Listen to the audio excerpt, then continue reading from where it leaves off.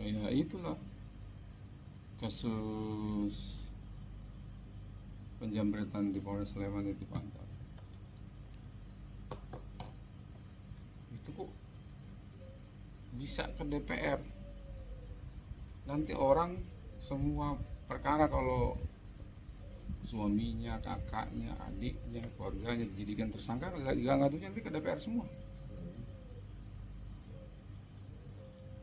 Udah gitu, kok bisanya lembaga DPR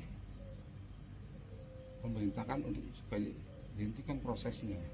Iya, pada tempatnya nggak itu Pak? Iya, dihentikan prosesnya.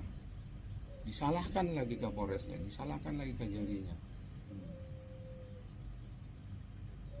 Hoki dijadikan tersangka, itu udah melalui proses gelar perkara. Di dalam gelar perkara itu biasanya diundang kasih propam dari pihak propam, dari pihak pengawasan, kasih was bisa di Polres, kemudian diundang lagi dari bagian hukum. Jadi gelar itu nggak hanya cuma reserse atau lalu lintas saja, tapi dari fungsi-fungsi melibatkan fungsi itu udah dianalisa, pasti udah datangi TKP. Ini kejadian sebenarnya bagaimana? Ini dikatakan lagi DPR.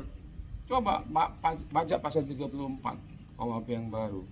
Di dalam KUHP yang lama pasal 48 dan 49. 48 itu overmark, 49 itu not aware access, pemilihan darurat. Dibacakan lagi, emangnya Hogi itu di dalam mobil itu terancam nyawanya? Kan enggak. Si penjambret ini naik motor, Hogi di dalam mobil. Di mana overmarknya, di mana not aware access-nya? Jadi tidak tepat overmark. Enggak tepat, justru yang enggak tepat penerapan pasalnya ini dikatakan anggota Komisi 3 itu. Masa dikatakan pasal 34 nggak tepat. Kita ada polisi lama pasti tahu tuh bagaimana overmark, sekonyong-konyong jawanya terancam, boleh nggak terancam di dalam mobil. Ini ininya apa namanya, penjambretnya kan seharusnya kan bijak dong, bijak, lihat dulu posisi kasus, kedudukan kasusnya bagaimana. Kalau memang tidak ada kesengajaan atau tidak menyenggol mobilnya Hogi, si penjambretnya ini nabrak menembok sendiri, selesai. Tidak ada perbuatan pidana, kecelakaan tunggal. Karena perbuatan pidana itu ada dua, yaitu satu kesengajaan, satu kealpaan atau lalai. Kalau tidak ada kesengajaan dan tidak ada kelalaian, tidak ada perbuatan pidana, selesai di situ. Tapi kalau udah analisa Kapolres, hasil cek TKP, ternyata saksi-saksi di lapangan mengatakan bahwa ini Hogi itu menabrak, misalnya katakan menabrak lah, ya harus diproses dan tidak bisa dihentikan oleh anggota DPR. Nah, DPR kan bukan pengadilan, dia bukan hakim. Bijak dong, serahkan ke hakim, biar hakim yang menilai siapa yang salah. Kalau memang Hogi nggak salah, bebas dia. Ternyata tidak ada perbuatan hukum di situ, tidak ada perbuatan pidana. Maksud saya itu pertanggung jawab pidana itu memang benar ada dua, kesengajaan dan kealpaan. Baca di KUHP baru ada itu tentu di pasal 30, kalau nggak salah 35, 36 itu 36 kan. Jadi harusnya bijak. Ini Kapolresnya dimarahin, Kajari dimarahin, itu kan ditonton seluruh Indonesia, malu. Nggak boleh gitu loh. Seolah-olah pendapatnya Komisi 3 yang paling benar. Nggak bisa begitu. Kalau memang mau adil, undang gitu kuasa hukumnya si Jambret yang meninggal. Undang itu keluarga si Jambret. Jangan sepihak aja ini berteriak, yang di Jambret berteriak. Itu kan ada korban 2 meninggal, nyawa itu. Seandainya keluarganya dia digituin, ditabrak mati terus selesai perkara. Nggak bisa begitu. Tetap ada mekanismenya. Hogi jadi tersangka, mekanismenya pra peradilan. Tidak puas penyidikan, mekanisme ada di situ. Irwasda, ada si propam, ya kan? Ada juga Komnas HAM, ada juga Ombudsman yang ini. Salah satunya memang DPR, tapi kan DPR tidak seperti itu, seperti pengadilan dan memutuskan seperti hakim, nggak boleh. Harus ada mekanisme yang harus dijalankan. Dia tidak keberatan, dia keberatan misalnya tidak setuju suaminya dijadikan tersangka, ada mekanisme pra peradilan. Itu yang benar. Iya, ini komisi 3 kok jadi kayak ajang pengadilan dan menghakimi. Jadi seperti hakim, putusin hakim sono. Kecuali tadi saya bilang memang tidak ada perbuatan pidananya, baik kelalaian maupun kesengajaan, itu boleh. Gitu. Tapi dengerin dong, kalau udah P21 itu tuh sudah udah dikaji, udah diproses melalui apa namanya gelar perkara. Jaksa-jaksa kan bukan orang podo, orang pintar semua sarjana hukum ini. Dia terima Anda memenuhi unsur ini. Kalau nggak memenuhi unsur pasti jaksa akan tolak.